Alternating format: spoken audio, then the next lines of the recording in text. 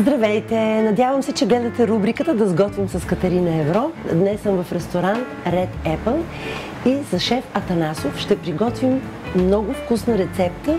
Чуйте сега. Хем зеленчукова супа, хем с кариди. Нещо, което и аз не съм приготвила. Така че останете с мен.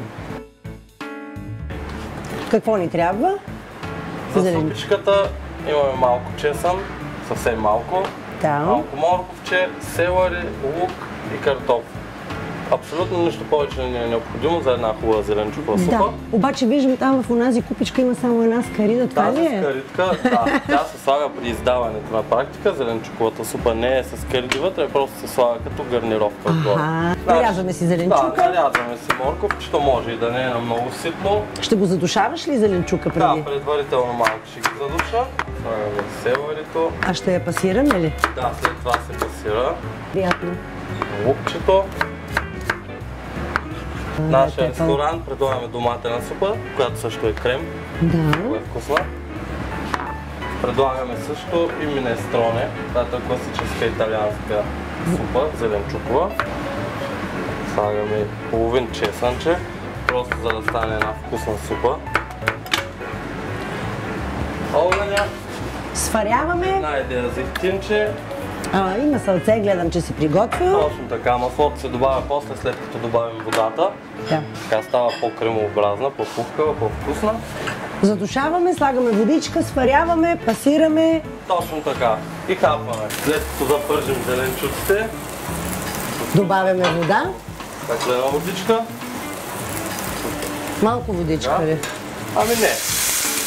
Хубаво е да се сложи така обилно, тя водата после извира. Да. Докато умекнат зеленчуците, моркова е доста твърд зеленчук. Няколко бучки масълце и да оставим да си поври. Вкусява се с сол и малко черен пипер. Естествено. Аз лично я вкусявам малко по-към края. Когато вариш зеленчуците, искам да те попитам, слагаш ли им сол или добавяш сол след като те са се сварили? Това винаги се чудя какво да правя. Преди или след да слагам вода? По принцип, сол. може и преди, може и след, зависи кой как. Хубаво е предварително да се посоляват. И аз така мисля. Да пускат вкусовете. Пасирахме зеленчуците с пасатор, знаете, показвала съм ви го вече, съвсем елементарно е. И сега стигнахме до тази една единствена скаридка, която имаме в супата. Трябва да я запържим. Малко зехтин. Една идея мазнина. Слагаме скаритката, вкусяваме я с малко сол. Повечко ще си сложа, че много хубаво ми ухая, искам да си хапна. Много приятна. Една минутка е готова и скаридата. Гледам, че си приготвил магданоз и си приготвил. Така, сервира се също с една брускетка. Слагаме малко магданоз така по средата.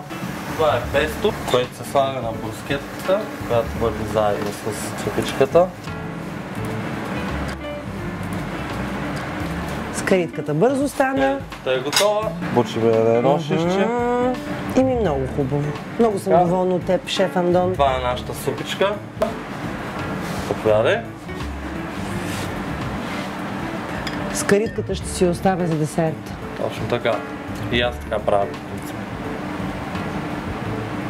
Зеленчукова супа, пасирана, прекрасна, божествена, с тази скаритка и с брускетката. Много съм доволна. Много ти благодаря. За нищо. Тази супа ще я направя веднага, щом се прибера от дома и вие я направите.